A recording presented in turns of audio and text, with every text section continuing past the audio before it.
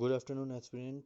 আজকে আমরা শিখব ভারতের কিছু শস্যাগার এবং তার গবেষণা কেন্দ্র।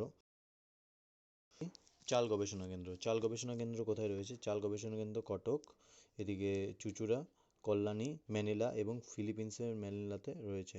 ওকে, নেক্সট রয়েছে পুসা। পুসা কি? গম গবেষণা কেন্দ্র কোথায় রয়েছে? গম গবেষণা কেন্দ্র রয়েছে পুসাতে। তুলো গবেষণা কেন্দ্র রয়েছে নাগপুরে। নাগপুর, এটা এইভাবে মনে রাখতে পারো, নাকের মতো তুলো গুজে রাখতে।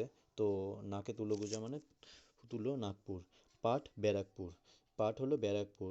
ধরে নেওয়া পাট কি? পাট হচ্ছে পাটখড়ি দিয়ে তৈরি একটি বেড়া, কিংবা এরকম ধরনের ভাবে মনে রাখতে পারো, পাটখড়ি দিয়ে ব্যারাকপুর। তারপর আখ হচ্ছে তোমার লখনৌ আর কোয়েম্বাটুর, এই দুটো ইম্পর্টেন্ট। আখ খুব ইম্পর্টেন্ট, তো ডাব্লিউবিপির এক্সামে দিয়ে থাকে। এরপরে আসবে চা গবেষণা কেন্দ্র হচ্ছে জোরহাট, আসাম এবং কোয়েম্বাটুর, তামিলনাড়ু। তো সবাই বুঝে গেলে, তামিলনাড়ু এবং জোরহাট, আসামে যেহেতু চা সবথেকে বেশি উৎপন্ন হয়, তো চা গবেষণা কেন্দ্র আসামে একটা রয়েছে। এরপরে রয়েছে কফি গবেষণা কেন্দ্র, এটি রয়েছে কেরল। কেরলে কি জায়গাটা রয়েছে? খসড়াগাড়, সরি। কেরল কফি গবেষণা কেন্দ্র কোথায় রয়েছে? কেরলে খসড়াগাড়ে কফি গবেষণা কেন্দ্র রয়েছে। এবং চিকমাগালু, কর্ণাটক, এটা এর আগে ডাব্লিউবিপিতে এক্সামে দিয়েছিল।